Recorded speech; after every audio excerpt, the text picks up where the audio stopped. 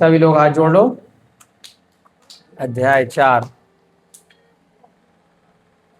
हमारा चल रहा है स्वाध्याय में।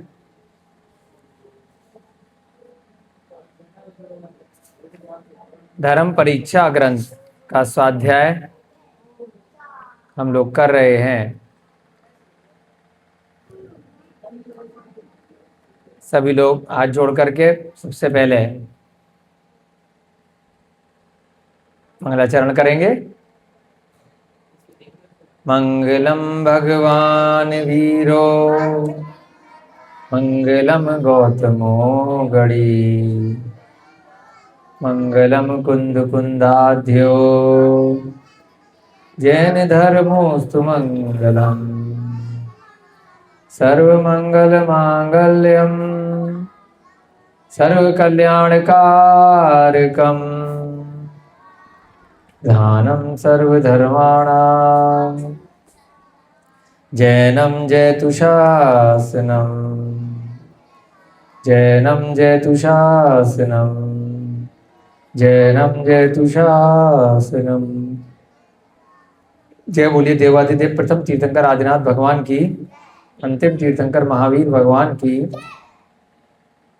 इस पंचम काल में प्रथमाचार्य चारित्र चक्रवर्ती शांत सागर जी महान मुनिराज की, आचार्य अमित गति जी महाराज की, आचार्य अमित सागर जी महाराज की, ढाई दीप में विराजमान 3,9 करोड़ मुनि महाराजों की, अनंत अनंत सिद्ध परमेष्ठी भगवानों की, सभी चतुर्विद संघ की, सभी को जय जिनेन्द्र, जय दो जड़ेंद्र। बंधुओं, जो भी बच्चे बड़े यहाँ उपस्थित हैं, अध्यापक, अभिभावक, सहपाठी, कार्यकर्ता, स्वयंसेवक, सभी का बहुत पुण्य का उदय है जो एक बार पुनः अभी भी हम लोग आज का भी दिन, आज का भी सूर्य देख पाए और जीवित अवस्था में इस मनुष्य भव को सफलतम बनाते हुए जिनेन्द्र भगवान द्वारा प्रणीत सम्यक दर्शन को प्राप्त करने में सहायक इन शास्त्रों का कृत कारित अनुमोदना से स्वागत कर रहे हैं। हम सभी श्रेष्ठी जन बहुत पुण्यशाली हैं जो किसी न किसी रूप में स्वाध्याय की वेला में उपस्थित है। स्व अध्याय यानी कि स्वयं का अध्ययन। हम अपनी आत्मा का अध्ययन धर्म परीक्षा ग्रंथ मनोवेग और पवन वेग दो दोस्तों की कहानी है। एक दोस्त सम्यक दृष्टि है, दूसरा दोस्त मिथ्या दृष्टि है। परंतु दोनों में प्रगाढ़ मित्रता है। मनोवेग पवन वेग को इस संसार समुद्र में डूबने से बचाना चाहता है। आज नैन्सी जी कहाँ है? आज आई नहीं थी। अच्छा, तो उस डूबने से बचाने के लिए स्वयं को जो सम्यक दर्शन की प्राप्ति हुई है अपने मित्र को भी कराना चाहता है।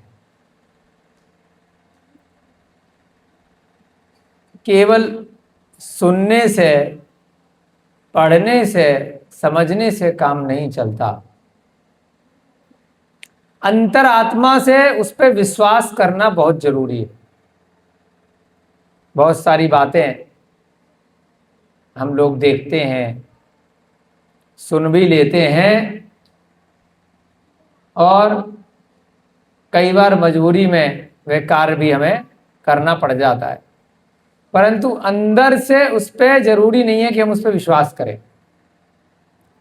सम्यक दर्शन का अगर दूसरा कोई पर्यायवाची है, कोई नाम है, तो विश्वास है, बिलीव है।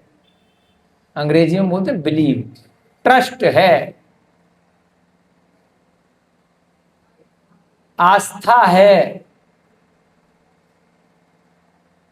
श्रद्धान है। ये सब पर्यायवाची हैं, सिनोनिम कहलाते हैं अंग्रेजी।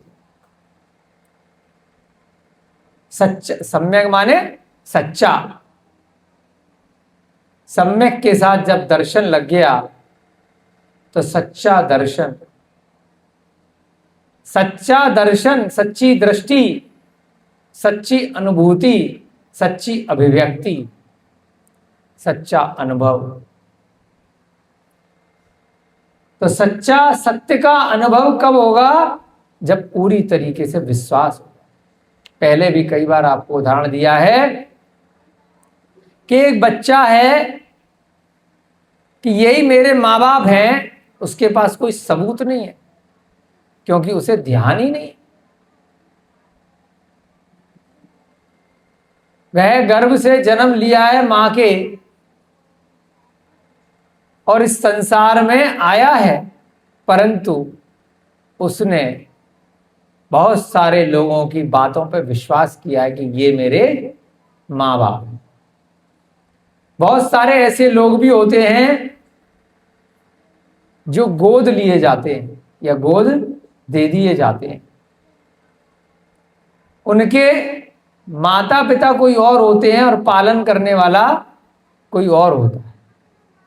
सच्चा श्रद्धान ही सम्यक दर्शन कहलाता है। सत्य वस्तु का सच्चा श्रद्धान करना, जो पहले से ही सत्य है और उसको उसी स्वरूप में मानना।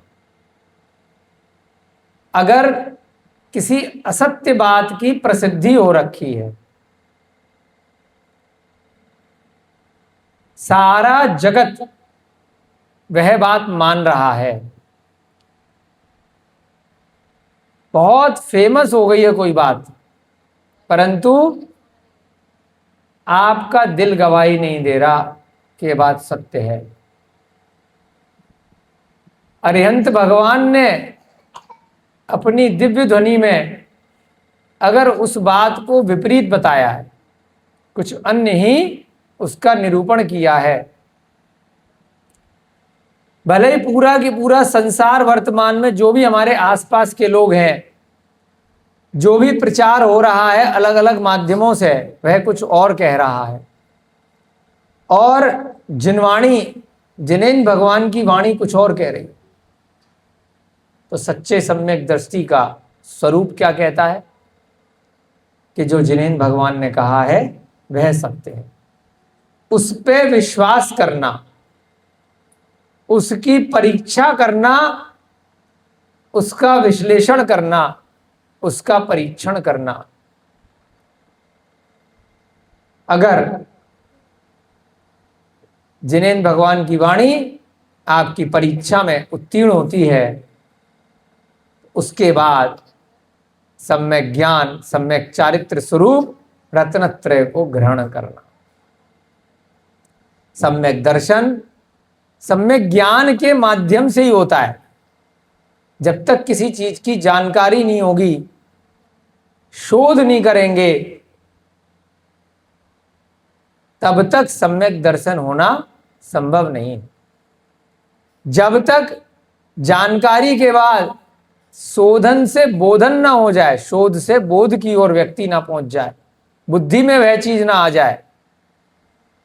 शोध माने रिसर्च करना और बोध माने आत्मा में उस रिसर्च को बैठा देना, बुद्धि में आ जाना। उसके बाद पता भी नहीं चलेगा कब यह जीव चारित्र को ग्रहण कर लेता है। किसी को पता चल गया कि ये सांप है, बच्चे को लगा रस्सी है, परंतु जब पता चल गया कि ये सांप है और उसके बाद अगले स्टेप में पता चल गया कि सांप में जहर होता है। तीसरे स्टेप में पता चल गया कि अगर सांप का जहर सांप ने डस लिया, काट लिया, तो मृत्यु हो सकती है। पहले जानकारी हुई कि ये रस्सी नहीं है, ये सांप है। फिर जानकारी हुई कि ये सांप काट भी सकता है। फिर जानकारी हुई जब काटने के बाद इसके अंदर से निकलकर जहर हमारे शरीर में जाएगा तो हम मर सकते हैं। तो अब चौथे स्टेप में क्या कोई व्यक्ति उस सांप को रस्सी समझ करके उससे कपड़े सुखाएगा, या उससे खेलेगा, या उसे झूला झूलेगा? वो रस्सी से झूलते हैं ना बच्चे, क्या बोलते हो, रस्सी कूद। क्या सांप से खेलेगा कोई? बताइए। यानी कि उससे बच के रहेगा। तो जब जानकारी पक्की हो जाएगी, विश्वास पक्का हो जाएगा, पहले जानकारी का मतलब ज्ञान हुआ कि ये सांप है, ये रस्सी नहीं है। उसके बाद विश्वास हो गया पक्का वाला। उसके बाद क्या आप वह क्रिया जो रस्सी से करते, क्या आप सांप से करेंगे? इसका मतलब आपकी बुद्धि में आ गया और आपने चरित्र को ग्रहण कर लिया, क्रियान्वयन कर लिया कि बच के रहेंगे, इसको छेड़ेंगे नहीं। सम्यक चारित्र स्वतः होता है, वो करना नहीं पड़ता है।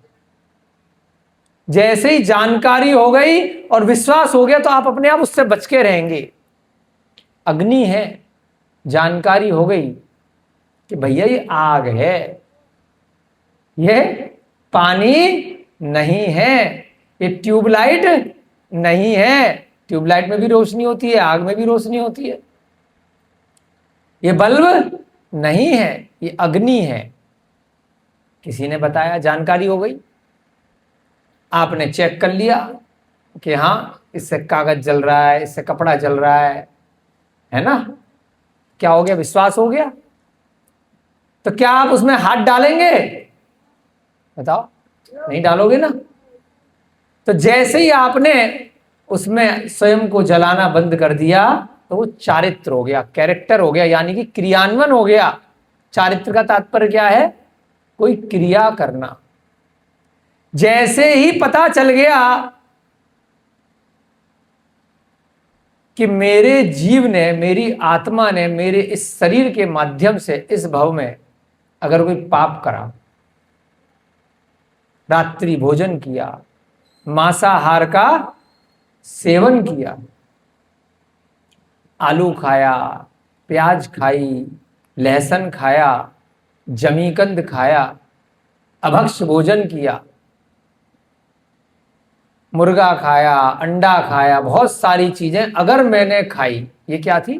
किसी ने कहा भाई साहब अगर आप ये चीजें खाओगे इसका तुम्हें ऐसे ऐसे पाप लगेगा और ऐसे ऐसे तुम्हें अगले भव में या इस भव में चुकाना पड़ेगा, आपके कष्ट होगा। किसी ने कहा, क्या कहा? जानकारी हो गई, ज्ञान हो गया। अब धीरे धीरे करके आपने अन्य लोगों का परिणाम देखा कि यार उसने अंडा खाया था, नॉनवेज खाया था, उसके साथ बीमारी लग गई, ये हुआ, इसी भव में देखने को मिल गया। उसने शराब पी थी, उसके साथ ये हो गया। उसने चोरी करी थी, उसके साथ ये हो गया। उसने परस्त्री सेवन किया, उसके साथ ये हो गया। बहुत सारे जो भी पाप थे, जो भी कषाय थी, उसका परिणाम आपने कुछ समय बाद जो जानकारी पहले प्राप्त हुई थी वह देख लिया। तो वह जानकारी पे आपकी मोहर लग गई, सील लग गई कि हाँ स्टाम्प हो गई, यह बिल्कुल फुल प्रूफ बात है। इसका मतलब विश्वास हो गया, यार बच के रहो, ऐसे ऐसे ये चीज खाओगे, शराब पीने का ये प्रणाम है, गुटखा खाने का ये प्रणाम है, गलत व्यवहार करने का ये प्रणाम है। तो ये क्या हो गया? जो जानकारी थी, जो सम्यक ज्ञान था, उस पर आपने परीक्षण करके अन्य लोगों के ऊपर जब आपने देखा और स्वयं के ऊपर देखा तो उस पर विश्वास कर लिया, अब भाई बच के रहना। और जैसे ही आपने दृढ़ निश्चय कर लिया कि भाई नॉनवेज खाने से ये होता है, पाप करने से ये होता है, क्रोध करने से ये होता है, कषाय इत्यादि करने से ये होता है, तो अब आप उससे जैसे ही बचने लग गए, आपने कहा भाई रात्रि भोजन करने से कीड़े भी खाओगे और बाद में अगले जन्म में कीड़ा बनना पड़ेगा। अभी भी खा लोगे अंधेरे में और बाद में कुछ पता नहीं। आपने सम्यक चारित्र कभी ग्रहण नहीं किया जाता। सम्यक चारित्र स्वयं को पापों से बचाना है बस। जैसे ही सम्यक ज्ञान हुआ और सम्यक ज्ञान पे आपका विश्वास हुआ तो सम्यक दर्शन हो गया। उसके बाद जैसे आप अग्नि में अपना हाथ नहीं डाल रहे थे, सांप की ओखली में अपना सर नहीं डाल रहे थे कि डस लेगा, बस आपको बचना है। तो जैसे ही आपने बचना प्रारंभ किया तो वह आपने एक देश व्रत या तो ग्रहण कर लिया तो प्रतिमाएं धारण कर ली, सर्वदेश ग्रहण कर लिया तो महाव्रती हो गए, ये कुछ भी नहीं किया तो आपने बचना शुरू कर दिया छोटी छोटी गलतियों से। क्रोध कम कर दिया, मायाचारी कम कर दी, लोगों को ठगना बंद कर दिया, झूठ बोलना बंद कर दिया, चोरी करनी बंद कर दी। इसका ये परिणाम होगा। आपने हिंसा, झूठ, चोरी, कुशील, परिग्रह अपने अपने अनुरूप शक्ति तस त्याग करने लग गए, शक्ति तस तप करने लग गए, बचने लग गए, क्योंकि आपको डर लगने लगा, संसार से भय प्राप्त हो गया कि इस संसार में जो भी वस्तु स्थिति है, जो भी इंद्रियों की विषय वासनाएं हैं, उनमें हम जितना तल्लीन रहेंगे, जितना उनके लिए मोह करेंगे, जितना परिग्रह इकट्ठा करेंगे, तो हम फंसते चले जाएंगे और उसका हमें नुकसान होगा। तो ये क्या कहलाया? तीनों चीज एक साथ ऑटोमेटिक हो गई। इन तीनों में से एक भी अगर सच्चा होता है तो बाकी दो अपने आप हो जाते हैं। इसीलिए आचार्य उमा स्वामी ने तीनों को एक साथ लिखा और उसके आगे शब्द लिख दिया मोक्ष मार्ग। सम्यक दर्शन ज्ञान चारित्राणि मोक्ष मार्ग। यह सीधे तौर पर मोक्ष की तरफ ले जाएगा। उस कुएं में से रास्ता बताएगा कि ये रास्ता है बाहर निकलने का। और वो कुआं वास्तव में क्या है? वो कुआं पूरा की पूरा जो 3 लोक का आपका नक्शा है, उस डिजाइन का, उस डमरू की सी डिजाइन का ही कुआं है। 3 लोक का नक्शा देखते ना, एक राजू ऊपर, फिर ऐसे, फिर ऐसे, फिर बीच में एक राजू, फिर नीचे, फिर ऐसे, पुरुषाकार। 343 घन राजू का वह बहुत बड़ा कुआं है, कोई छोटा मोटा कुआं नहीं है। वही संसार दर्शन है, छोटे स्वरूप में समझाया गया है। भारत के नक्शे को भी आपको समझाया जाएगा। भारत बहुत बड़ा है, लेकिन कागज में, एटलस में आपको एक पेज पे तो पूरा भारत दिखा दिया जाएगा। दिल्ली का नक्शा भी दिखाया जाएगा तो दिल्ली आपसे बहुत बड़ी है, एक कागज पे आ जाएगी। ऐसे ही 343 घन राजू का यह बहुत बड़ा कुआं है, ये एक कागज पे आ जाता है, एक नक्शे में आ जाता है, सामने दिखाते हैं। एक सैंपल बताया जाता है कि बेटा ये छोटा सा कुआं है, आप उसमें गिर गए हो और इस प्रकार से चूहे कुतर रहे हैं, हाथी धक्का मार रहे हैं, और मधु बिंद है, एक पेड़ है, उस पे लटके हुए हो, बचे हुए हो, नीचे अजगर है, 4 सांप हैं, ये सब डस रहे हैं। क्यों बचने का प्रयास कर रहा है वे जीव? क्योंकि उसे मालूम है सांप डस लेंगे, लेकिन मधु की बिंद उसे अच्छी लग रही है, इसलिए वो उसमें फंसा हुआ है। वह जो व्यक्ति है उस कुएं के अंदर, वह मिथ्या दृष्टि, उसको जानकारी अधूरी है। कितनी जानकारी है कि सांप काट लेगा, अजगर खा जाएगा, चूहा समाप्त कर देगा मेरी आयु, हाथी मार डालेगा, अधूरी जानकारी है। इसीलिए वह मधुबिंद के चक्कर में पड़ा हुआ है। पूरी जानकारी, सच्चा विश्वास, सच्चा सम्यक दर्शन, सच्चा आत्मविश्वास, सच्चा ज्ञान, जैसे ही आप उन जानकारी पे से बच करके आप निकलने का प्रयास करेंगे, डर करके कि भाई यहां मैं समुद्र में गिर जाऊंगा, कोने से निकलना शुरू कर दिया। मेन होल देखा है सड़क पे? एक और उदाहरण दे देते हैं और उसके बाद गाथाएं आगे की चालू करेंगे। कई बार हम भी जाते थे रोड पर, मेन होल का ढक्कन चोरी हो जाते थे चोरी, लोहे के होते हैं। शराब पीने वाले, चोरी करने वाले, कुछ नहीं मिलता तो जो गटर का ढक्कन होता है उसी से पी आते हैं। बहुत गिरे साइकिल लेकर के मेन हॉल में, हम कितनी बार गिरे आगरा में,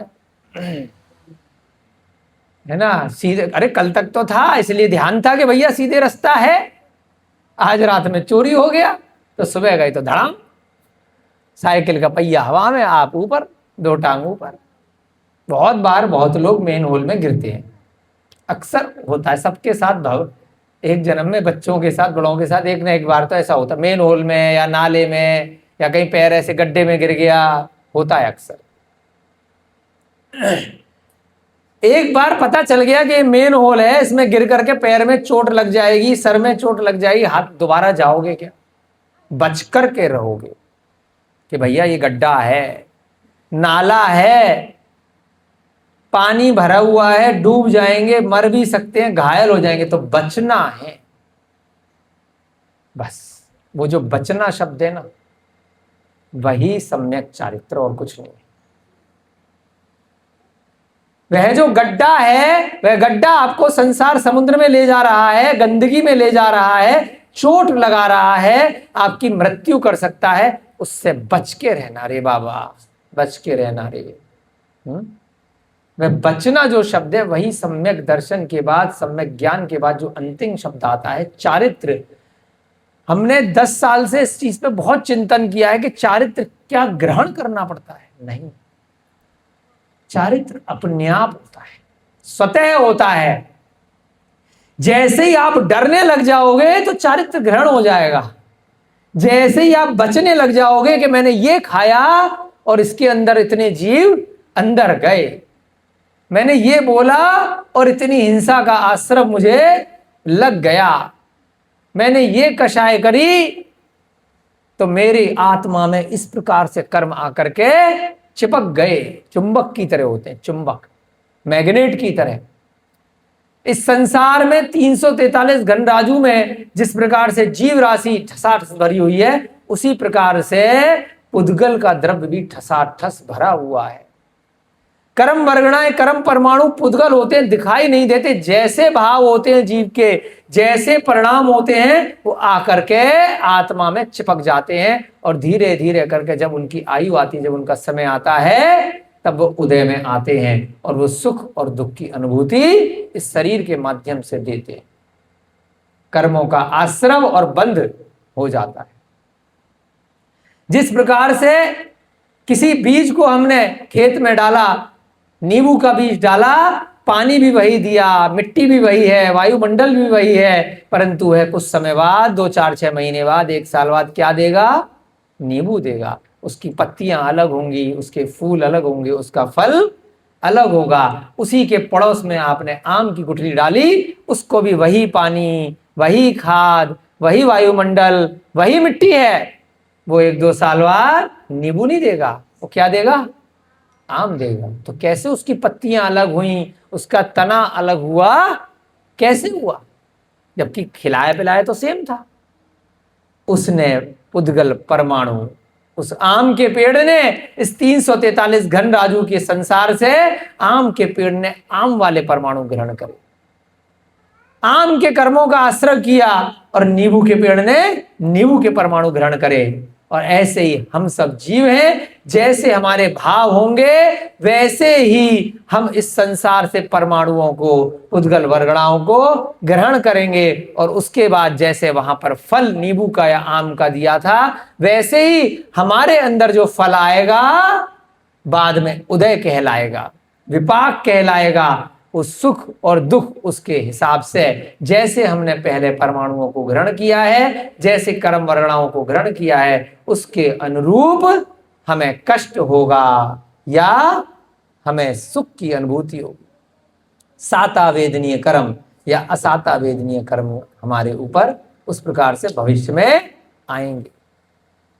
तो ऐसे ही मनोवेग की स्थिति है वह हम जैसा ही है। देखने में कोई सम्यक दृष्टि मिथ्या दृष्टि कोई अलग नहीं होते, एक जैसे होते हैं। मनुष्य पर्याय में या जानवर की पर्याय में या देव की पर्याय में एक जैसे हैं, देखने में बातचीत में भी एक जैसे हैं, कपड़े भी एक जैसे हैं, लेकिन अंदर के भाव, अंदर का विश्वास, जो आत्मा के अंदर जो विश्वास है वह इस संसार के सुखों की तरफ है, और दूसरे का विश्वास है इस संसार में बहुत सुख है, बहुत अच्छी बात है, लेकिन मुझे इस संसार से निकलना है, यह सुख मुझे इस संसार में डुबो रहे। तो ऐसा वह मनोवेग अपने मित्र पवन वेग को इस संसार से निकालना चाहता है। पटना नगरी में ले गया है। वहां पर एक विद्वान ब्राह्मण से उसकी चर्चा वाद विवाद शाला में चल रही है, कॉन्फ्रेंस रूम में चल रही है। वह ब्राह्मण कह रहा है कि बेटा दिल खोल करके अपनी बात बताओ कि यहाँ कैसे आए हो। वह मनोवेग कह रहा है कि अगर मैंने बता दिया तो सब लोग मुझे मारोगे, जैसे मधुकर को 16 मुक्के से मारा गया था, ऐसे ही मुझे भी पिटाई करोगे। तब वो विद्वान ब्राह्मण कह रहा है कि कोई बात नहीं, तुम्हें नहीं मारेंगे, हम विद्वान हैं, हमारे यहाँ ऐसे उद्दंड लोग नहीं हैं। तुमने जो दोष आभीर देश के अविचारी जनों में देखा है उसे इन विचारशील विद्वानों में मत समझो। कारण यह है कि पशुओं का धर्म मनुष्यों में बिल्कुल नहीं पाया जाता है। तुमने जो उदाहरण दिया आभीर देश का और मलय देश का, वह मधुकर नाम का बालक अपने पिता से रुष्ट होकर के गया। एक जगह तो उसने कहा कि जैसे चने आपके यहाँ बिक रहे मेरे यहाँ मिर्च बिकती है, और दूसरी जगह जाकर के कहा कि जैसे मिर्च आपके यहाँ बिक रही है वैसे मेरे यहाँ चने बिकते हैं। दोनों जगह वह 8-8 मुक्कों से पिटा। इस प्रकार से उस ब्राह्मण ने उस उदाहरण को सुनकर के उसे बोला कि बेटा चिंता ना करो, आभीर देश का जो उदाहरण तुमने दिया है, ऐसे लोग अविचारी कहलाते हैं, जो विचार नहीं करते, जिन लोगों ने उस बालक को बिना बात के मारा, मजाक करने पे भी पिटाई कर दी। तो ऐसे अविचारी लोग हमारे यहाँ नहीं हैं, हम लोग आपको नहीं मारेंगे। पशुओं का धर्म मनुष्यों में नहीं पाया जाता है। ये जो बात है, पशु समान वो लोग थे जिन्होंने उस बच्चे को मारा है। पशु कई बार जरा सी बात होती है तो वो अटैक कर देते हैं, है ना। गाय, भैंस, कुत्ते, बिल्ली, ये अपने पास जो नीलगाय है, कई बार बिना बात के भी उसको थोड़ी कम सोच होती है पशु। तो इसलिए यहाँ पर उस ब्राह्मण विद्वान ने कहा कि देखो हमारे यहाँ तो विद्वान लोग हैं, अच्छे लोग हैं, आप चिंता मत कीजिए, पशुओं का धर्म हम जैसे मनुष्यों में नहीं पाया जाता। तुम हम लोगों को आभीर देशवासियों के अविचारक मत समझो, क्योंकि कौवों के समान हंस नहीं हुआ करते हैं। हंस का उदाहरण थोड़ा अच्छे जीव में किया जाता है। बतख होती है, एक हंस होता है, बतख जैसा ही शायद होता है, देखा तो अपन ने नहीं है। ऐसा लोग कहते हैं कि विलुप्त हो गया अभी वर्तमान में जिस स्थान पे अपन रह रहे हैं, परंतु फोटो में हंस बतख जैसा ही देखा है। किसी ने आप में से देखा हो तो बता देना। बगुला तो देखा है अपन ने, बतख यहाँ पर भी है अपने हॉस्पिटल में। हंस देखा है आप लोगों ने? तालाब के किनारे। कहाँ पर? हंस देखा था या बतख देखी थी? हंस देखा था। क्या फर्क था हंस में और बतख में? अच्छा, बुजुर्गों ने कहा कि हंस हो सकता है हो, परंतु लोग कहते हैं कि अभी विलुप्त प्राय हो गए जिस स्थान पे अपन रह रहे हैं। बाकी तो सृष्टि में होंगे, ऐसा कुछ नहीं है। जब हंस का उदाहरण होता है तो हंस एक सफेद बड़ा सुंदर जीव होता है, और कौवा थोड़ा काला काव काव करता है। तो हम लोगों को हंस समझो, कौवा मत समझो। हम लोग आभीर देशवासी की तरह अविचारक नहीं हैं।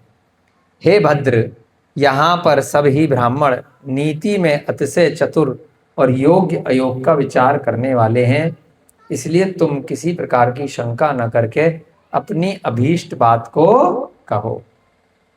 अब वहां पर बात शुरू करने से पहले वह मनोवेग थोड़ा माहौल बना रहा है कि अगर मैंने कुछ बोला और इन लोगों ने हाथ उठा दिया, मुक्के मार दिए, तो दिक्कत आ जाएगी। तो पहले गारंटी ले रहा है कि भैया मारना नहीं, हम जो बात बोलेंगे तुम्हें बुरी लग सकती है। यहां पर सभी ही ब्राह्मण नीति में अतिशय चतुर हैं और योग्य अयोग्य का विचार करने वाले हैं। चतुर माने होशियार हैं, विद्वान हैं, क्या सही है क्या गलत है, योग्य और अयोग्य का विचार करने वाले हैं। तो इसलिए तुम घबराओ मत, शंका मत करो किसी भी प्रकार की। और आपकी जो अभीष्ट बात है, आपके मन में जो बात है कि आप कहाँ से आए हो, कौन हो, ये लकड़ी घास बेचना आपने यहाँ क्यों चालू किया है, आपके माता पिता कौन हैं, किस प्रयोजन से आए हो, क्यों सिंहासन पर जाकर के बैठ गए हो, तो ये सारी बातें आराम से कहो। हे भद्र, जो वचन युक्ति से संगत है तथा जिसे साधु जन योग्य मानते हैं उसे तुम निशंक होकर के बोलो। निशंक माने बिना किसी शंका के, हम लोग उसे विचार पूर्वक ग्रहण करेंगे। जो वचन युक्ति से संगत है, यानी कि अपशब्द नहीं है, कोई अयुक्त शब्द नहीं है, युक्ति से संगत यानी कि श्रेष्ठ हैं, सही हैं, ऐसे वचन हैं आप बोल सकते हो। तथा जिसे साधु जन योग्य मानते हैं, जो साधु हैं, जो संत हैं, वह जिन वचनों को योग्य मानते हैं वह तुम भी बोल सकते हो निशंक होकर, बिना किसी शंका के। हम लोग उसे विचार पूर्वक ग्रहण करेंगे। आपकी जो भी बात होगी अगर सही होगी तो हम ग्रहण करेंगे। इस प्रकार उस ब्राह्मण के द्वारा कहे गए वचन को सुनकर जिनेंद्र भगवान के चरण स्वरूप कमलों का भ्रमर जिनेंद्र भक्त वह मनोवेग मधुर वाणी से इस प्रकार बोला। चलिए अब जो है मुद्दे पे आता है।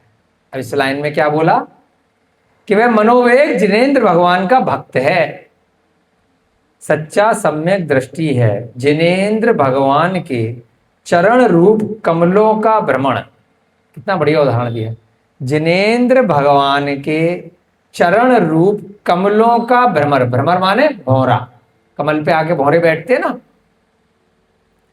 जिनेंद्र भक्त वह मनोवेग मधुर वाणी से इस प्रकार बोला, है ना। क्या बोला? रक्त दुष्ट मनोमूढ़ व्युदग्राही पित्त दूषित चूत क्षीर अगुरु चंदन और बालिश, ये 10 मूर्ख जानने चाहिए। 40 नंबर की गाथा। पित्त दूषित चूतः क्षीरो, इसमें कई सारे शब्दों का हमें अर्थ नहीं पता है, आएगा बाद में तो देखेंगे। रक्त, रक्त माने तो खून होता है। 10 चीज बताई उसने कि ये 10 मूर्ख जानने चाहिए। रक्त, दुष्ट, दुष्ट का मतलब पता करेंगे। मनोमूढ़, मनोमूढ़ मतलब जो मन से मूर्ख है। व्युदग्राही, पित्त दूषित, चूत, क्षीर, अगुरु, चंदन और बालिश। चंदन जानते हैं, अगुरु भी एक पदार्थ होता है, बालिश, ये 10 मूर्ख जानने चाहिए। पित्त दूषित चूत गुरु जिज्ञे ज्ञा चंदनो बालिशो, 10 मूर्ख जानने चाहिए। ये 10 मूर्ख होते हैं, मनोमूढ़ो। देखते हैं, अभी 6 गाथाएं आपकी आज पढ़ी हैं हमने। इसका जल्दी से हम संस्कृत की गाथाएं पढ़ेंगे।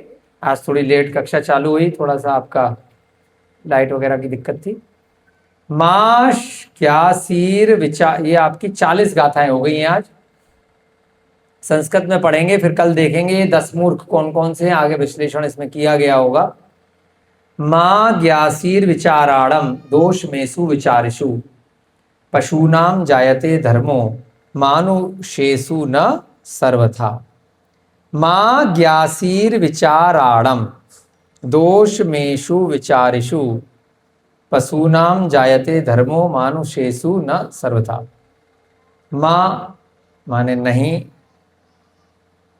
मां माने मत होता है नहीं, ज्ञासीर विचाराणम जो विचार, दोष मेषु विचारिषु जो दोष अविचारी लोगों में आपने देखा है, पशुनाम जायते पशुओं में वह दोष होता है, धर्मो मानुषेषु न सर्वथा। हम तो धार्मिक लोग हैं, हमारे अंदर वे दोष नहीं है। जो अविचारी जनों में दोष देखा है आभीर देश में, तुमने जो सुना है वह हमारे अंदर नहीं है, क्योंकि हम पशुओं के समान नहीं है, हम ऐसे फालतू में पिटाई नहीं करते किसी की। आभीर सदृशाना न स मान्मा बुद्धो मुग्ध चेतसः वायसई सदृशा संति न हंसा ही कदाचन। वायस माने कौवा और हंसा माने हंस। कौवे के सदृश हंस को कदाचिन न, कौवा और हंस में फर्क होता है, कौवे के समान हंस को मत समझो। आभीर सदृशान स मानमा बुद्धो मुग्ध चेतसा। आभीर देश के सदृश हम लोग मूर्ख नहीं हैं। बुद्धो मुग्ध चेतसा, जैसे आभीर देश वाले और मलय देश वाले लोगों ने तुम्हें मधुकर को मारा था, हम वैसे नहीं हैं, क्योंकि कौवा और हंस में फर्क होता है, दोनों एक समान नहीं होते हैं। अत्र न्याय पटीयासो युक्तायुक्त विचारिणः सर्वे अपि ब्राह्मणा भद्रमा शंकिष्कष्ठा वदे पीसितम। अत्र न्याय पटीयासो, यहां पर अत्र माने यहां, न्याय पटीयासो न्याय करने वाले, युक्तायुक्त विचारण, युक्तायुक्त माने युक्त और अयुक्त, योग्य और अयुक्त का विचार करने वाले। सर्वे अपि ब्राह्मण, सभी ब्राह्मण हैं। भद्रमा शंकिष्ठा वदेप्सितम, तो तुम निशंक होकर के बिना किसी शंका के अपनी बात कह सकते हो, क्योंकि हम लोग सब योग्य अयोग्य का विचार करने वाले हैं, कोई पशु के समान बदमाश नहीं है, फालतू में तुम्हें नहीं मारेंगे। यद्युक्त्या घटते वाक्यम साधु भृच्य बुध्यते। तुम यद्युक्त्या घटते वाक्यम, अपने वाक्य को घटा सकते हो, कह सकते हो। साधु भृच्य बुध्यते, जैसे साधु शब्द बोलते हैं, अगर आपके शब्द यद्युक्त्या घटते, अगर आपके शब्द जो बोलने वाले हो वचन युक्ति से युक्त हैं, यानी कि अपशब्द नहीं है, कोई गंदी बात नहीं बोल रहे हो, किसी को बुरी लगने वाली वार्ता आप नहीं कर रहे हो, तब क्या है, आप अपनी बात को कह सकते हो, जैसे साधु बात को कहते हैं। तद ब्रूहि भद्र निशंक को ग्रहिष्यामो विचारत। तब हे भद्र, तुम निशंक होकर के, बिना किसी शंका के, बिना किसी डर के, हम विचारकों के सामने आप अपनी बात को कह सकते हो। हम उस बात को ग्रहिष्यामो विचारतः, हम उसको ग्रहण करेंगे, जो भी आप बात बोलोगे। इति विप्रवच श्रुत्वा मनोवेगो अल्पद्वच जिनेश शरणाम्भोज चंचरीक कलस्वनः। इति विप्रवच, इस प्रकार से, विप्र माने ब्राह्मण, इस प्रकार से उस ब्राह्मण के वचन को श्रुत्वा माने सुनकर, मनोवेगो अल्पद्वच, मनोवेग, जिनेश चरणाम्भोज चंचरीक, जिनेश चरणाम्भोज, जिनेन्द्र भगवान के चरण का अंभोज यानी कि कमल, चंचरीक कलस्वनः यानी कि जिनेन्द्र भगवान के चरणों का भ्रमर बन करके, जैसे कमल रूपी भ्रमर पर वह विश्वास करता है, उसी प्रकार से वह मनोवेग उस विप्र को, उस ब्राह्मण को बोला। रक्तो दुष्टो मनोमूढ़ो व्युदग्राही पित्त दूषितः। रक्त, जो ये 10 प्रकार के दोष हैं, चूतः क्षीरो अगुरु ग्रेय चंदनो बालिशो दश। अब इसके अर्थ हो सकता है अगली गाथा में आएंगे, एक एक करके इनका क्या मतलब है देखते हैं कल। बाकी 10 नाम यहाँ पे लिखे हैं कि 10 मूर्ख होते हैं, कौन कौन, रक्त, दुष्ट, मनोमूढ़, व्युदग्राही, पित्तदूषित, चूतः, क्षीरो, क्षीर सागर, क्षीर दूध को बोलते हैं वैसे तो, अगुरु, ग्रेया, चंदनो, चंदन, बालिशो, बालक या बालिश, ये 10 मूर्ख जानने चाहिए। ये गाथा हमारे ढंग से समझ में नहीं आई है, कल इसका विश्लेषण करेंगे कि ये कैसे मूर्ख हैं, या हो सकता है यही समझाएगा मनोवेग। आपकी कक्षा का समय हो रहा है ना, लेट हो गए आज। जय बोली महावीर भगवान की, अनंत अनंत सिद्ध परमेष्ठी परमात्माओं की, सभी को जय जिनेन्द्र, जय दू जयंतु।